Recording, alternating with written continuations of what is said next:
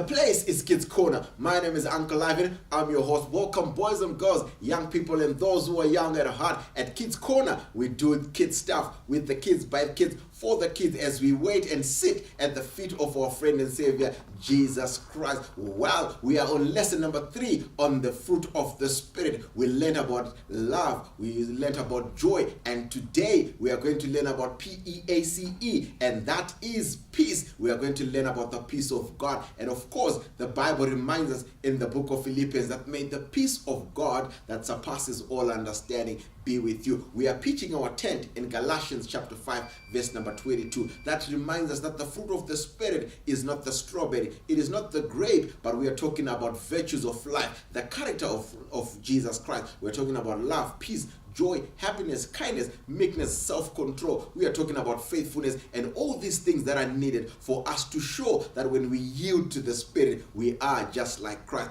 Our eyes are closed, our heads are bowed. Shall we pray? Our Father who art in heaven, thank you for the gift of the Spirit, and thank you for helping us to yield to the Spirit and produce fruit that meets the requirements of the Spirit, the character of Christ, which we call the fruit of the Spirit. As we continue to learn about the fruit of the Spirit, may you bless us and help us to yield to the Spirit. In Jesus' name we do pray. Amen. Welcome back. Of course, we are on lesson number 3, and we spoke about love, we spoke about joy. So today we are talking about peace. Of course, everybody wants peace, because peace is that aspect of life that makes us to look and say, wow, the Lord is in control of my life, because you have nothing to worry. Imagine, guys, how many of you have increased the size of their hair, or changed the color of their skin, or even changed their height by worry? So when you find peace with God, you do not worry about things that you can't change. So peace is the ability for us to look at certain things and say, wow, God will take care of that. I can't change it, and I don't know how to do it, but I know my God is able to do it. That's why God has given us this virtue. That's why God has given us this beautiful thing that is called peace. And of course, when we are in perfect peace, we do not have to worry about what tomorrow holds. Well, boys and girls, imagine in the time that we are living in. We are living in an unprecedented time. Well, because of COVID-19, that is coronavirus, and it continuously mutates itself into a virus. Now there is what is called Omicron, there was Delta. We don't even know if there's anything that is going to come. But for you and me, with Jesus in the vessel, we can smile at the storm. Yes, we've got nothing to worry, because we know God will take care of the future as he did in the past. Even if he does not take care of it, we'll be like the 3 Hebrew boys. We have nothing to worry, because the peace of God is within us for us to be able to live life according to what God intends for us. Well, as we continue to learn about peace, let me remind you of a story that will help us understand what peace is all about. I remember this story is told about this friend of mine. His name was Tavimbika. Tavimbika, which is almost like faithfulness. So Tavimbika was a faithful boy, and he would do everything that he was asked to do, whether at home, at school, in the community, or wherever he is, guys. I'm going to challenge you, boys and girls. May you be faithful in an area that you are. So now what happened is, with Tavimbika, he did a very good job at school, and the headmaster was so proud of Tavimbika. You know what they did? They decided that they were going to buy him a bicycle. Wow, I remember when I was a child, I really wanted a bicycle. I actually didn't have one, but my friend had, so I had to ask him, and I was there to plead when my father actually bought me a bicycle, because I came number 1 in class. Of course, I mean, look at uncle. It's always it was obvious that I would come number 1 in class. I hope you do the same. So they bought him a bicycle, Tavimbika. Now, the day it was supposed to be presented to him was on a Thursday, and on Wednesday, thieves broke out at his school. You know what they did? They stole computers, they stole a lot of things at the school, including Tavimbika's bicycle. And when people came to school and they announced to him, says, oh, we are very sorry that your bicycle was stolen. And then he smiled and says, oh, you don't have to worry. I know my Lord, my God who provide. If God wanted me to have a bicycle, I'll still have it. And some of his friends were like, but you were supposed to cry. You were supposed to be angry. He says, there's no reason for me to be angry because God has given us peace to be able to see every situation and still smile at the storm. Well, I know there's nothing I can do. Even if I'm angry, I'm not going to catch the thieves. Even if I'm angry, the bicycle is not going to come. So, well, I better study for my exams because I've got exams coming pretty soon. So people were really worried. How can Tavimbika, in such a situation, he has always wanted a bicycle, and the moment the school bought him a bicycle, it was stolen a night before it was presented to him. But to him, life was as usual because he said, I didn't even have the bicycle before, so why should I worry now? Because it has already been stolen and there's really nothing that I can do about it. Well, a week went by, a month went by, and Tavimbika even forgot about it. But later on, some policemen came to his school because they found the people who had stolen the computers and the things at school. And guess what? The computers were recovered and the books were recovered and Tavimbika's bicycle was recovered. And when he was given the bicycle, he was so excited. But nothing changed in his life because the bicycle was stolen. You know why? Because he still believed that God is in charge of his life. Boys and girls, there are things you can't change in life. You don't have to worry about things you can't change, but rather look at the positive side of life. That's what Tavimbika did because he knows when you yield to the Spirit, it will give you peace. Peace that surpasses the understanding. The peace that will help you accept the situation and move forward with life. If God should then return the bicycle in your life or your blessing, then praise God. Even if He does not, we'll still praise Him, for He is God. But what I pray, oh boys and girls, is that you might find peace to accept things that you are not able to change and live with what God has granted unto you. But that does not mean you should forge ahead and continue to want more. May God bless you as you continue to learn more about the fruit of the Spirit. Don't forget, invite friends, family, and those who even call themselves your enemies so that they learn of the fruit of the Spirit. God bless you. There was a man who built a house and he was called a fool. The storms they came and the ground gave way. Should have gone to building school. Let the rain fall down, let the wind blow loud, 'cause I have not built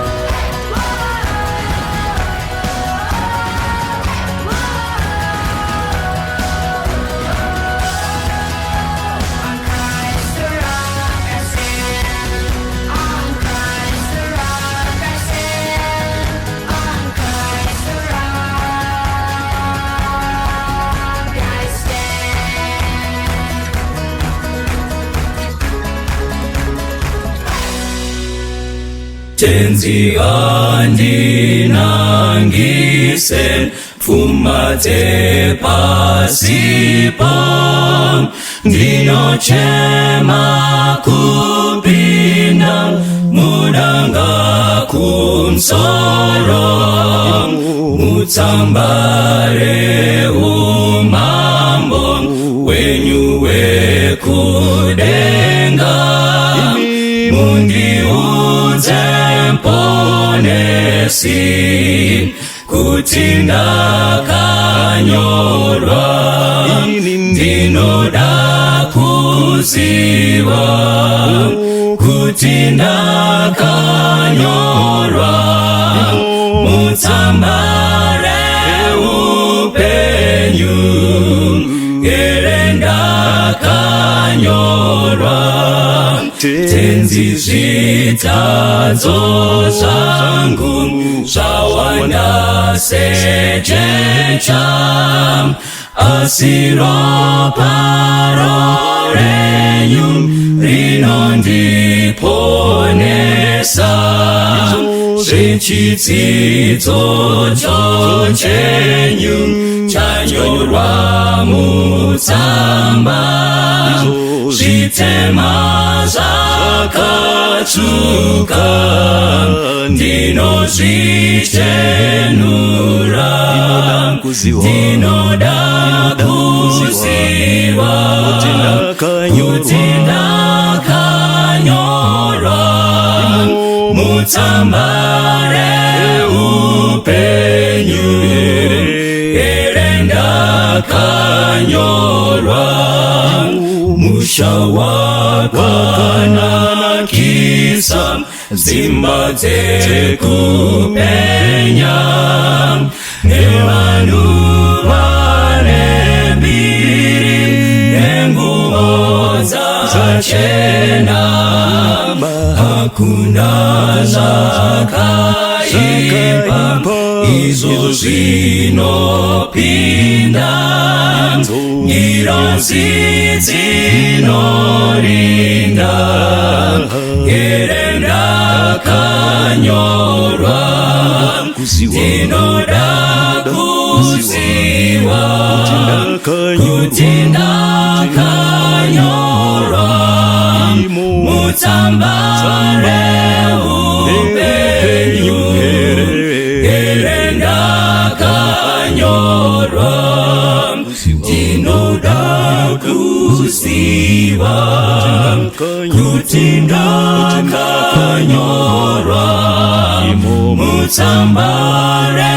upenyu ere ndakanyorwa ndinoda kuziva kuti ndakanyorwa mutsambare upenyu ere ndakanyorwa.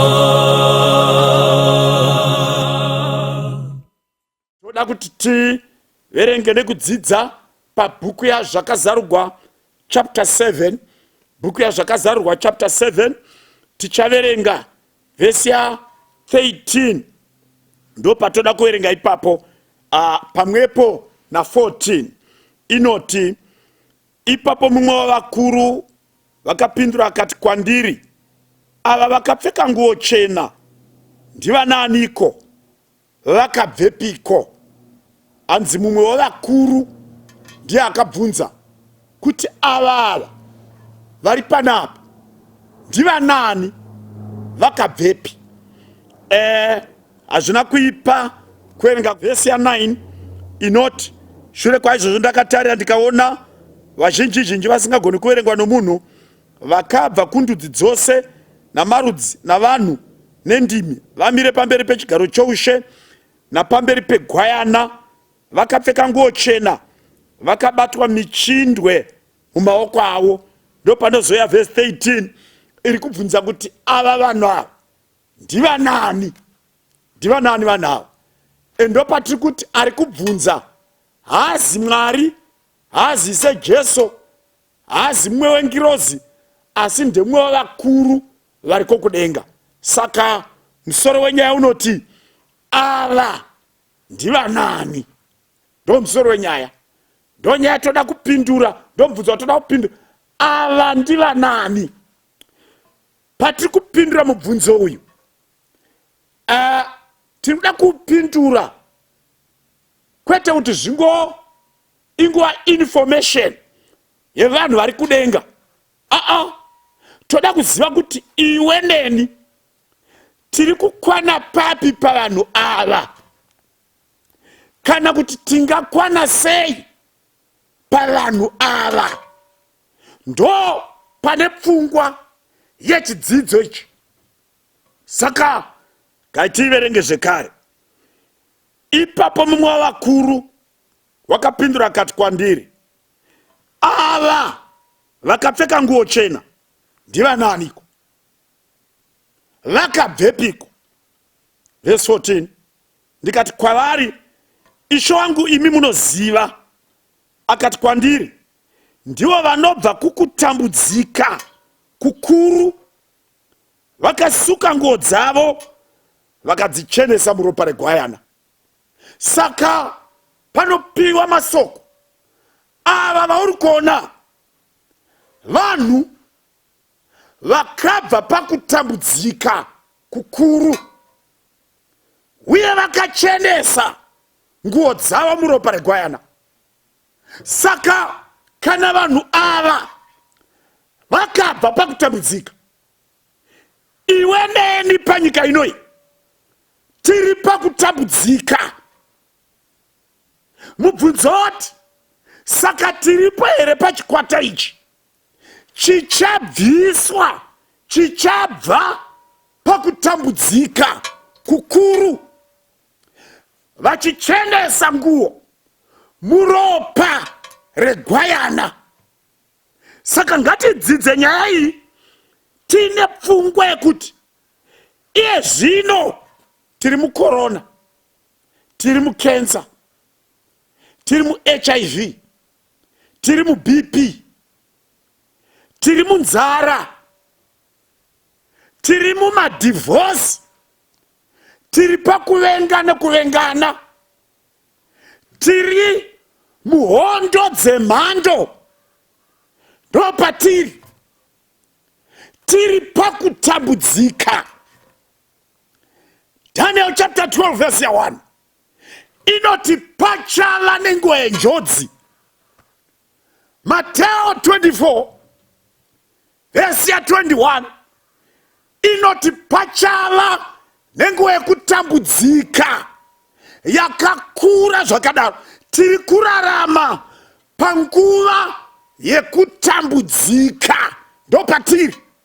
No, hazvinakidze here Bhaibheri ichitsanangura kuti pane vanoonekwa manje vabva pakutambudzika kwacho, vabviswa, havasisipo pakorona, havasisipo pakensa, havasipo, havachawanikwi paHIV, havachabatwi neBP, vabva kwese uko havasiko.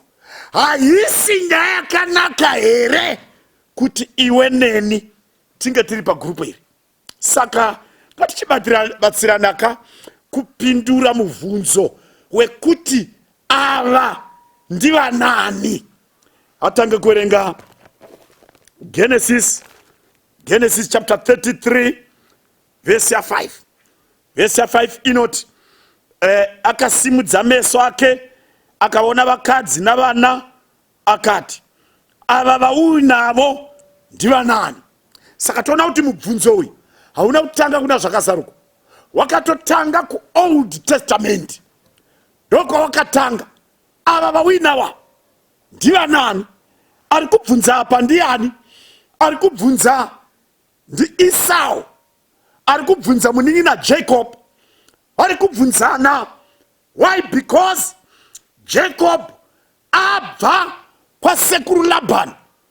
Ndoko abva ari kuenda nemhuri yake kumusha. Chichamubvisa kwaLabhani. Kaverenga mumasure mune sapachena kuti upenyu wakanga hwaoma mumusha maLabhani waoma zvekuti mawages anga kuchinjwa, masalari anga kuchinjwa, pamwe achishaya kusvikaona kuti upenyu hwangu washanduka, hazvichida kumira zvakanaka, akadhisaidha kuti ndakwenda hangu, akadhisaidha kuti ndoenda hangu. Ende Bhaibheri rinotsanangura kuti Zedhi akanga akwenda, paakanga akwenda aive nenhamo mberi kwaenda. Nhamo yake mberi yanga iri Esau. Teerera munhu waMwari, akanga atiza kumusha nekunyengera mukoma Esau. Saka paari kutiza kwasekuru Labhani ana Esau wekusangana naye, zvinogona kuita mukati meupenyu uri kutiza Satani namabasa ake, asi uchine nyaya dzoda kugadziriswa kudzinza rekwenyu, kumhuri yekwenyu, pamwepo nekuna Mwari pane nyaya inofanira kugadziriswa. Saka ndo yakanga iri nyaya yemuchinda uJacob.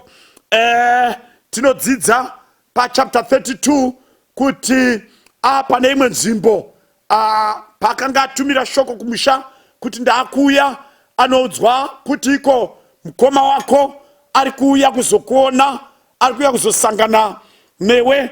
Nawo semunhu aive nenyaya dzake, akaziva kuti kawiro kemuchinda uyu hapana rugare. Actually akatoudzwa kuti ane varume 400 vari kuuya kuzosangana newe. Akatya kwazvo.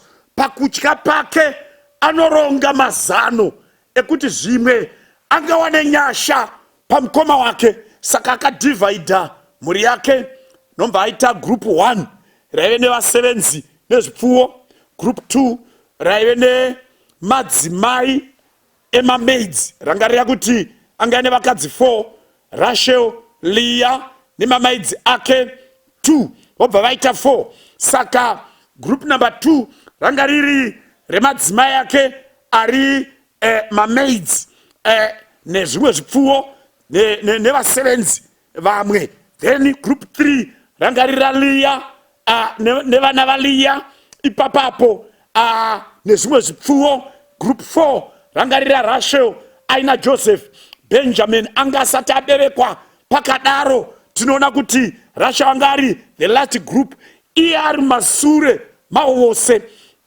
Ndokurayira mhuri yake akati, imimi kana Esau asvika munomupa mombe idzi nehwai nembudzi idzi, momuti munin'ina wenyu ari kuteera, ari kumasure, ari kuti ndakuvigirai chipo ichi, as a way yekutsvaka rugare nemukoma, achiti pavanenge vachimbodhila nevasenzi ava vamwe vanogona kunge vachitiza. Ndo marongero anga akaita iye wacho manheru ezuva iri. Nomva ati right, magrupu ese wanai pekuzorora, nemagrupu enyu nepekurara, inini ndichakubatai mangwana makuseni. Nomva aenda pane imwe nzvimbo paakaenda kundonyengetera. Ari kunyengetera, kaverenga chapter 32, inoisa pachena kuti aitsvaka nyasha pamberi paMwari. Nhamo yake akanga ari Esau, asi aida kugadzirisana nyaya yake yaEsau. Pekutanga aina Mwari. Pane point yandoda kuti ubate. Hondo dzerino pasi dzofanira kurwiwa on 2 levels, right? Level yekutanga, wina hondo pamberi paMwari, wina hondo pamaziso aMwari, wina hondo pachanza chaMwari. Kana wawina ipapo, you are assured pane vanhu uchawina. Saka Jacob tisati asangana naye, asati apindura mubvunzo, ava ndiva nani, aifanira kutanga anaka pamberi paMwari. Therefore, hondo in a spiritual level nephysical level. Hondo dzeupenyu unofana kudziwina pamweya kuti uzodziwina panyama. Ndopoenda ndoda kuti ubate iyoyo. Saka Jacob anonamata kuna Mwari kuti Mwari ndiregerere kudarika kwangu, ndiwirewo urombo, ndoda kuwira muruoko rwenyu, ndirege kuwira maoko evanhu. Zviri nani kukachiwa na Esau ndiri pachanza chenyu pane kuita mufakose rukesheni rweHarare, kuti pamberi penyu handina nyasha, pamberi paEsau handina nyasha. Zviri nani ndikundiwe navanhu asi ndakahwina pamberi penyu. Asi Jacob aiziva kuti ukahwina pamberi paMwari. Mavhesi arimo muBhaibheri anoti enda unorwa naye, ndavaisa muruoko rwako. Enda unorwa nevaFiristia, ndavaisa muruoko rwako. Enda unorwa namaAmaleki, ndavaisa muruoko rwako. Jacob aiziva language iyoyo, saka aiziva kuti akawana nyasha pamberi paMwari napamberi pevanhu anokunda. Saka akaita usiku achinamata naMwari, achinamata achikumbira pakati peusiku dzoenda kuma 1-2 AM. Ipapapa anoona mwe mukuru muchinda anosvika padhuze naye. Now because waiye usiku, Jacob akatofunga ndiye Esau, ndomva straight atoataka kati hapachina takutongoita nyanga tunyanga ndozvatopo atitongodhila. Mukuru uya ndokubva arega Jacob achitraya rangarai kuti Jacob mhosva yake yaive kunyengera mukoma. Pane vazhinji vakatarisa, vakanyengera vabereki, vakanyengera madzikoma, vakanyengera vana sekuru, vakanyengera vana mbuya. Pane vazhinji vakakwereta, vakazadzosa. Pane vazhinji vakaita zvakasiyana siyana. Vane nyaya dzavo kumusha hadzisati dzagadzirika. Rega ndikupe mazano. Enda unotaura naMwari, tsvaka nyasha pamberi paMwari. Jacob anogwa achigwira upenyu bwake, achigwira upenyu hwaRashel, hwaLea, hwevakunda vake namajaya namadzimai ake navaranda vake, asi achigwa pamberi paMwari. Vhesi inotiyo hanzi zvakakikiritsana. Pakaita kukikiritsana usiku ihwohwo kwakusina kumira mushe. Kamboverenga bhuku rinoti Bhunu rakanga radenha mago, saka rakanga radenha mutunhu una mago. Usiku ihwohwo hakuna kuzorarwa. Kana wakamboverenga bhuku iroro unonzi mutunhu una mago. Ndozvazvaita upenyu hwaJacob. Anga adenhana nomutunhu una mago. Usiku ihwohwo hakuna kuzorarwa. Zvakakikiritsana kusvikira muchinda mukuru uya aona kuti the man is determined. The man is determined. He is very serious. Nomva amubvunza kuti zita rako ndiwani? Jacob nomva aona kuti voice iri harisira Esau. Akati ndinonzi Jacob. This time haana kuita zvaakaita kuna Isaac, zvekuti ndinonzi Esau. Akabva ataura chokwadi, ndinonzi Jacob. Handinga ndokumbirawo mundikomborere. Zvikanzi okay, hauchanzi Jacob kubva nhasi, wakunzi Israel, nokuti warwa naMwari nombva warwa nevanhu ukakunda. Saka zita rako rakunzi Israel. Ukaverenga panototi akamuropafadza ipapo nokubva aenda.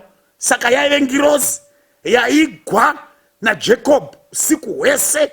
Pakaita bata bishi, Jacob akugwira upenyu hwemhuri yake. Hanzi paakabatiwa hudyu nemutumwa, abatwa hudyu pawaist, ngirozi yakadislocata disk, gumbo nobva rasununguka, nobva atanga kukamina, asi akaramba akabata achiti handikuregi kusvika wandikomborera. Zedi akawana nyasha, aropafadzwa. Jacob physically was very weak, but spiritually he was very strong. Jacob pane zvinoonekwa nevanhu anga asina pokubata, asi pane zvisingaonekwi anga asabatiki, anga asaswedereki. Pedo naye wakanga aipa. Mchinda uyu paakanga akatsika paZedi akanga ane mago akanga mupoteredza. Hakuna kuzoita nguva kwakabva kwaedza. Jacob anotarisa mhuri yake, oinspector, ona kuti munhu wese ari right. Apedza hapana kuzoita nguva anoona Esau asvika. Esau achisvika anoti ndoda kuona munin'ina wangu. Jacob ari kupi? Zvikanzi ari kumasure. Vaingoti ari kumasure. Osvika pane rimwe group ari kumasure, kusvikira asvika achimuona akakanda munondo pasaidi. Esau kapotsera munondo pasaidi ndokumhanyira munin'ina wake ndokumbundikirana. Vambundikirana pakamboita nguva, mukoma nomunin'ina vachichema, ndokutaura kunoita vhesi. Vachichema vanobvunzana upenyu, kuda vakabvunzana vabereki, kwakadii kwanga uri, kwakadii mudhara nemuchembere vari sei, vanobvunzana. Apedza Esau anotendeuka. Vanhu vaya vese vaya vakanga vaiswa magrupu pavakaona kuti hapana nyaya, panotoona rugare, vakazevaungana vakutarisa manje. Vana Rashonariya nevakadzi vose navakomana vose vachitarisa, vari kuona mukoma nomunin'ina vakambundikirana vachichemedzana. Munhu wese angobatira maoko achishaya kuti ko zvino chii chiri kuitika. Hanzi after some time Esau ndopaanotiye ava vauinavo ndivanani. Hanzi iye anozopindura hake oti ava vandiinavo ndivo vana vakapiwa muranda wenyu naMwari nenyasha dzake. Teerera munhu waMwari, panapa point yedu ndeyekuti Jacob pahondo dzake akabuda madziri. Vhesi yabvunza ava ndivanani, vakabvepi? Zvikanzi vanhu ava vakabva pakutambudzika kukuru, vakasuka nguo muropa regwayana. Saka Jacob akabuda paruoko rwaLabhani, akabuda paruoko rwaEsau, akabuda paruoko rwaMwari. Secret yake akanga atanga kuwina at spiritual level. Ndopa akatanga kuwina hondo yake. Iwewe dzese dzakakunamatira, ingava yesadza, ingava yenguo, ingava yemhuri, ingava yemarriage, ingava yei, unototanga wawina pamavoko aMwari. Ndopa vautanga wawina ipapo. Hatisiyei papapa. Tikuenda pana Numbers chapter 22 verse 10 inoti Bharami akati kuna Mwari, Bharaki mwanakomana waZipori mambo wavaMoabhu wakatuma shoko kwandiri achiti, tarira vanhu vakabva Igipita vakafukidza nyika yose, zvinouya unditukire ivo, zvimwe ndingagona kurwa navo nokuvadzinga. Verse 12. Ipapo Mwari akati kuna Bharamu, haufaniri kuenda navo, haufaniri kutuka vanhu avo nokuti vakaropafadzwa. Hatarise group repiri, vana vaIsraeri vabuda munyika yeIgipita. Havana kungobuda sevanhu vari kutama kumusha vachiinda kumwe. Vakabuda mumatambudziko, vakabuda pakutambudzika. Vaive maslaves, vaive nhapwa, ndopavakanga vabuda. Vaive story yavana vaIsraeri vachiurayigwa vana, generation isingatendegwi kukura. Saka vana vachikomana vaifa vakanga vabuda noruoko rune simba.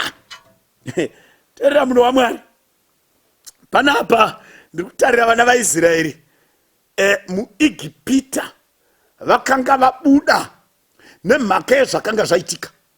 Vakabuda nemhaka yenyasha dzaMwari. Vakabuda mhashu dzapedza minda. Vakabuda mombe namakwai zvadyiwa namamota. Vakabuda mvura yaita ropa. Vakabuda matangwe akanga afa. Vana vaIsraeri vachibuda zvakaita kuti Farao aite give up, atendere kuenda. Kwete izvozvo bedzi, vakanga vasvika pagungwa pavakapfuura neruoko rine simba. Ende nyaya dzose idzi Balaki muMoabhi waizviziva kuti vanhu ava vari kuuya vakananga kunyika yangu vabuda munyika, nekuti nyuzi dzamazuva iwayo dzaitaura Ijipita kusina chikafu chadyiwa nemhashu, kwaitaugwa hakusina mvura yekumwa yashanduka ropa, zvaitaugwa matangwe afa mariro Ijipita, paitaugwa mombe dzafa namakwai, kwane maboils namamota, vanhu vari kudyiwa nenda nenhunzi, zvaitaugwa pakanga paripotwa vanhu vaya vaiambuka gungwa dzvuku. Asi National Army yeIgipita yose yafutsigwa, hakuchina vanhu. News dzakasvika kuvaMoabhi, vakatya vakadedera. Zvaitaugwa vanhu vacho vanomwa mvura inobva padombo, vanodya mana inodonha zuva nezuva. Zvese zvaitaugwa.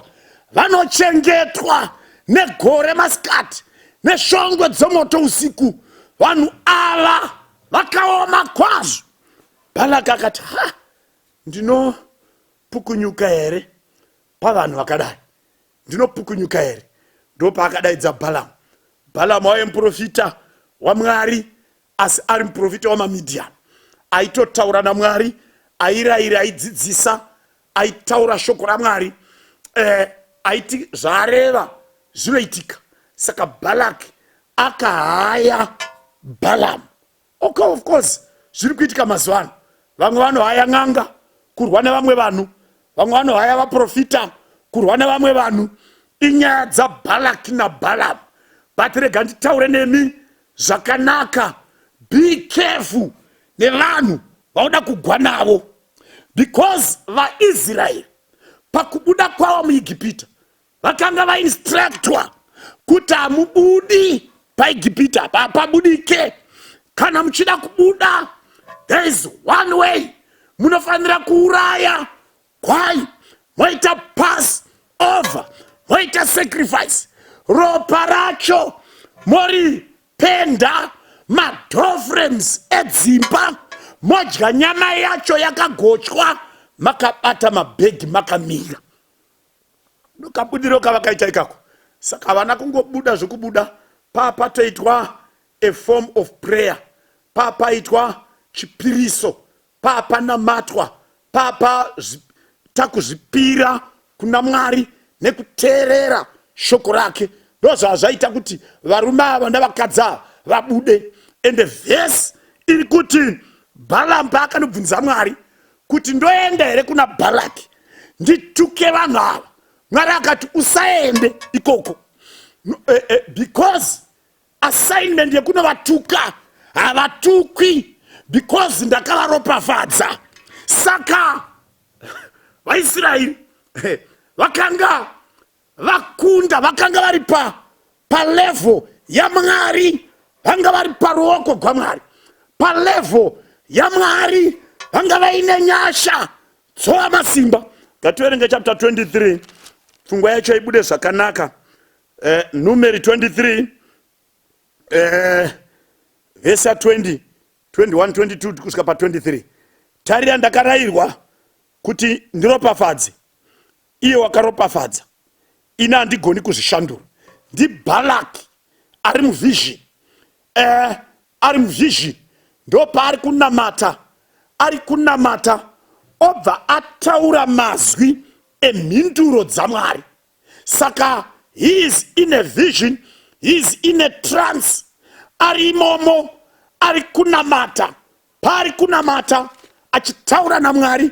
Mwari vanobva vaisa mumuromo waBalaam mazwi avo anonzwikwa naBalaki akamira pasaidi. Saka ari kuti iye, tarira ndakarayirwa kuti ndiropafadze, iye wakaropafadza, ina handigoni kuzvishandura. Vhesi 21. Haana kuona zvakaipa kuna Jakobho, haana kuona zvakashata kuna Israeri. Matauriro aBalaam ari mumunamato. Jehovha Mwari wake unaye, unopupurira mambo pakati pavo. Vhesi 22. Mwari wakavabudisa Igipita, une simba rakafanana nerenyati. Vhesi 23. Zviro kwazvo hakuna bun'anga kuna Jakobho, uye hakuna kuuka kuna Israeri. Zvino zvicharebwa pamusoro paJakobho napamusoro paIsraeri zvakaitwa naMwari.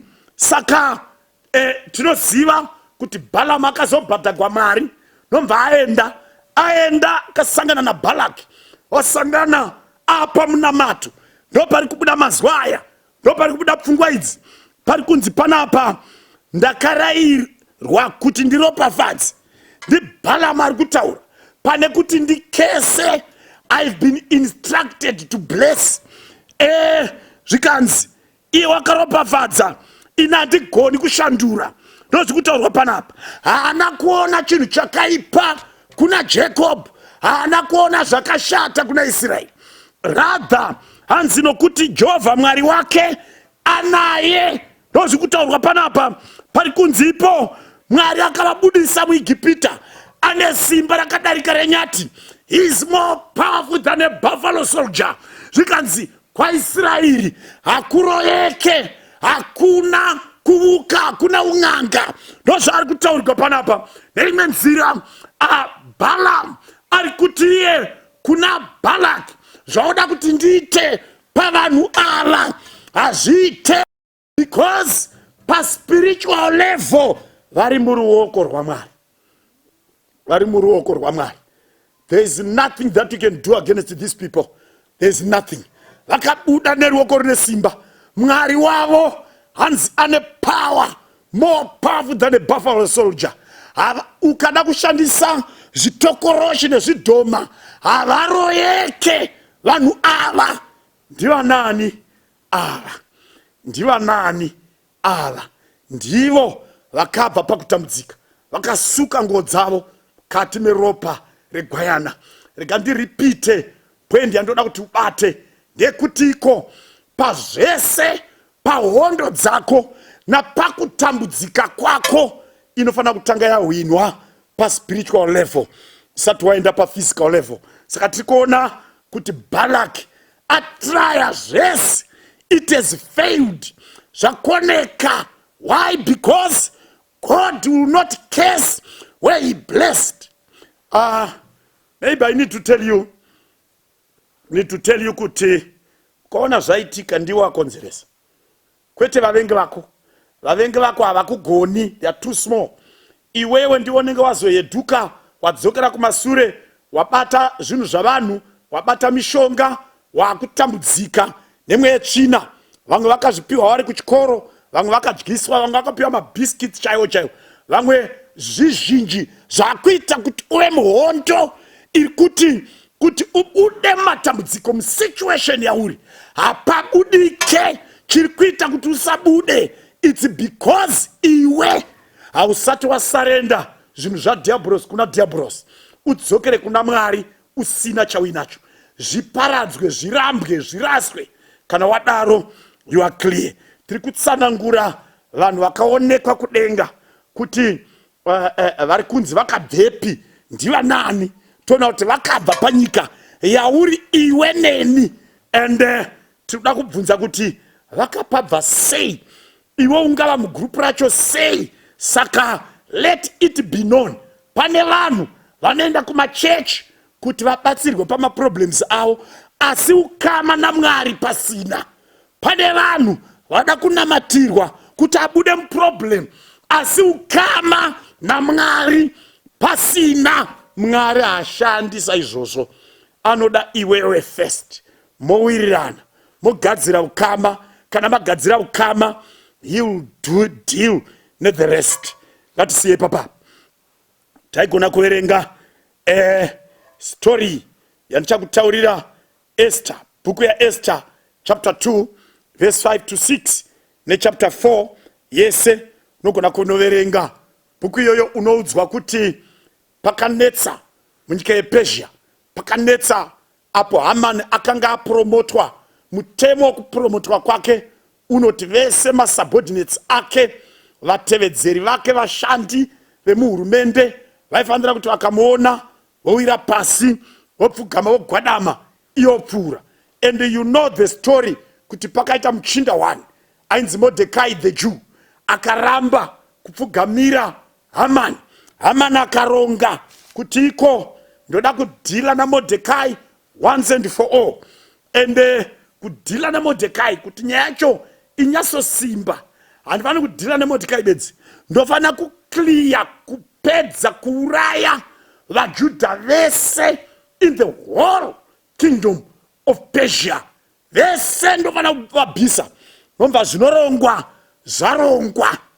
And zvarongwa Bhaibheri rinotiro Mordecai anoudzwa kuti kwarongwa nedheti ravapo rekuti musi wakati wese munhu wePersia anofana kubata munondo achiuraya munhu ari muJuu. MuJuu haafaniri kugwa, anofana kugugwa musoro. Dheti rasetwa. Hanzi Mordecai anotambudzika. Mordecai anowira pasi. Mordecai anobvarura nguo. Mordecai anochema. Mordecai anotora madota namavhu achizvikanda.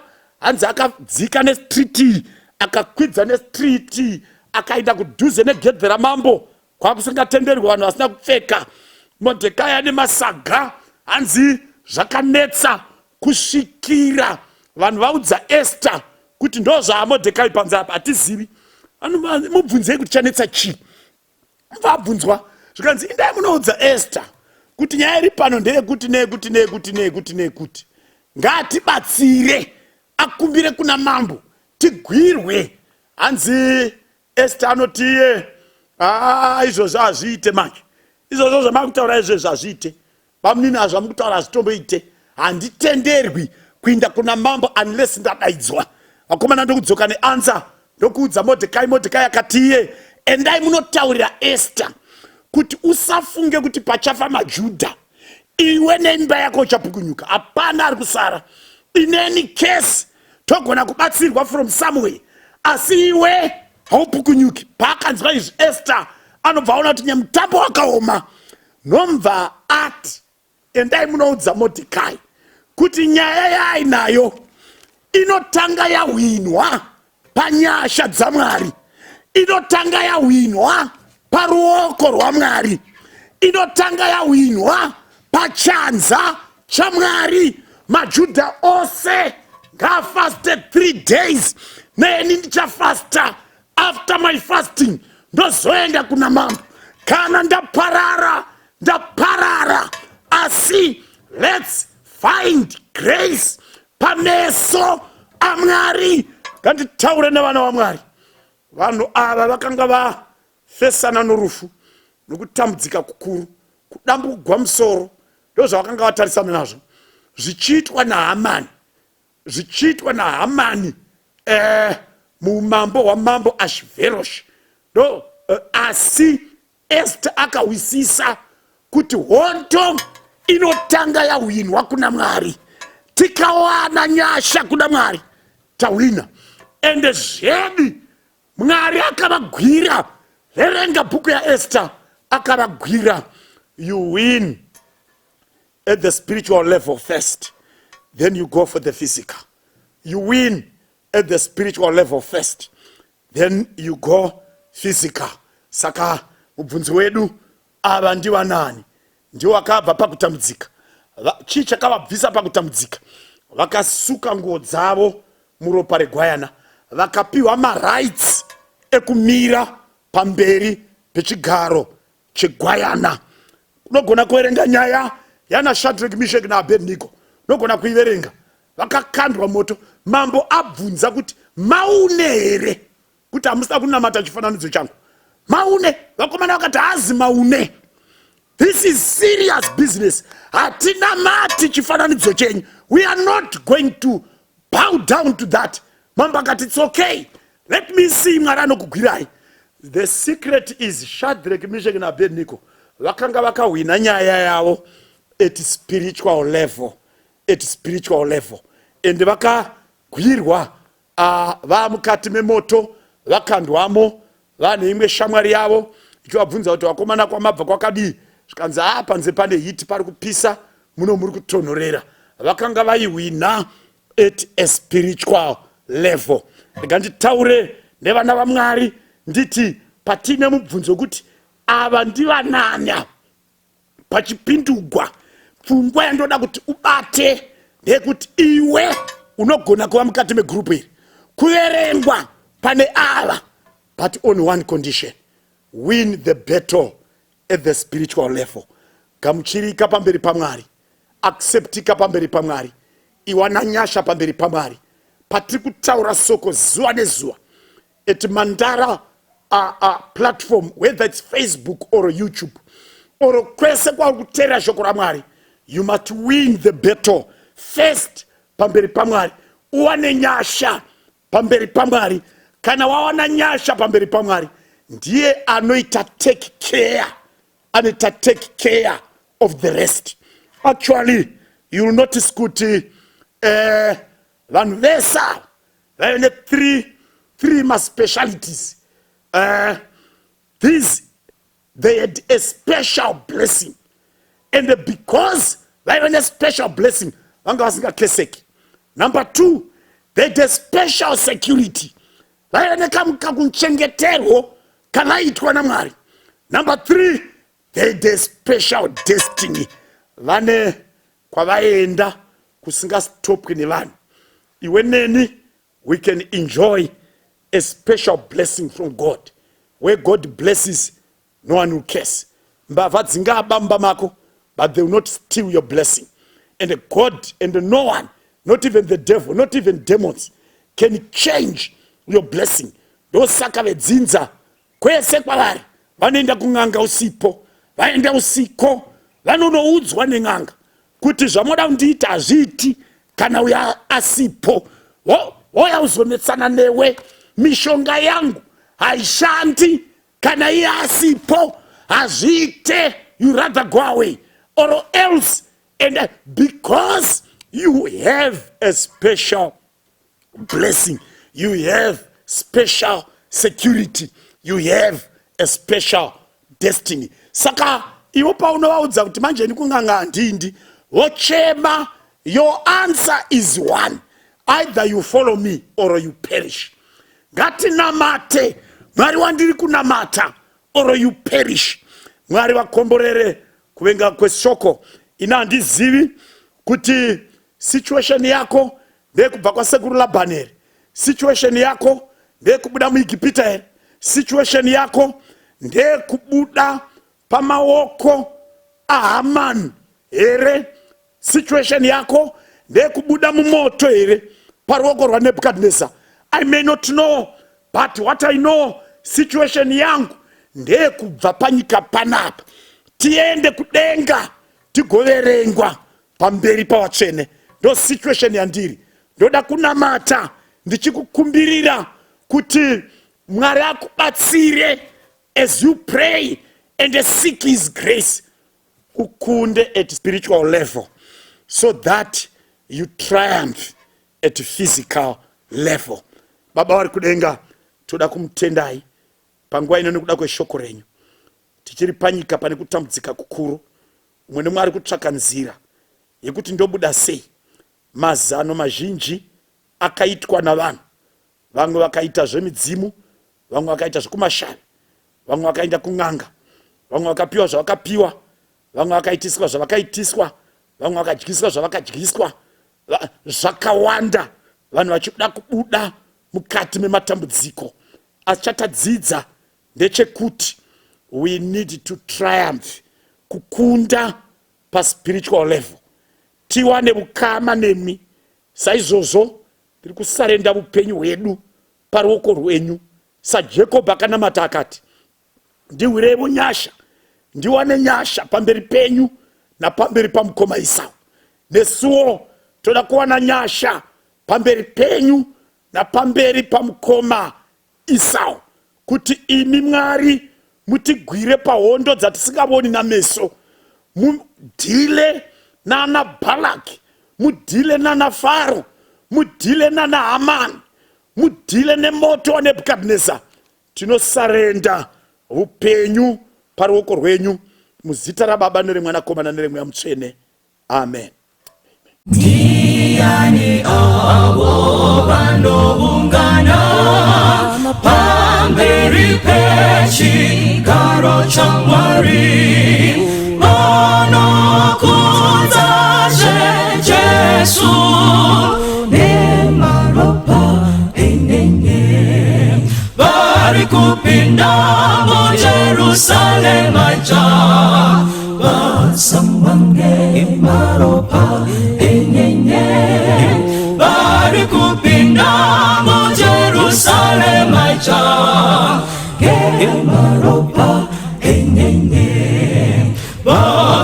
vakadawira mzita ra Jesu, vamwe vavo vachiri vaduku, vakanzwa tsitsi dzake, maropa enyenye, vari kupinda muJerusalema ja, vasambwane maropa enyenye, vari kupinda muJerusalema ja, maropa enyenye, avo vakanzwa zvemadamudzo, Jesu akava parunyararo, kuzorora mumwoyo, nemaropa enyenye,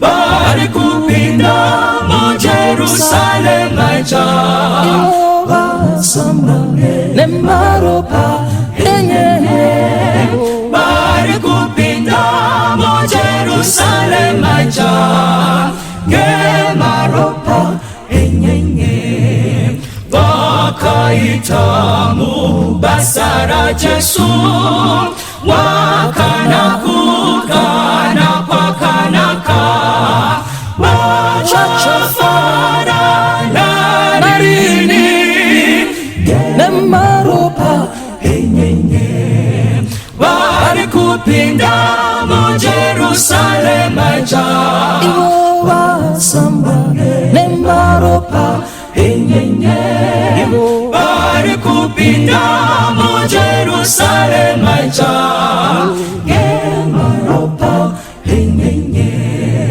vaponeswa vamira panyanza, chitema kufa zvese zvapera, ruvaro zvenarini, maropa enyenye, vari kupinda muJerusalema ja, vasambwane maropa enyenye, vari kupinda muJerusalema ja, maropa enyenye, vari kupinda muJerusalema ja, vasambwane maropa enyenye, vari kupinda muJerusalema ja, ngemaropa enyenye, ngemaropa enyenye, vasambwane ngemaropa enyenye.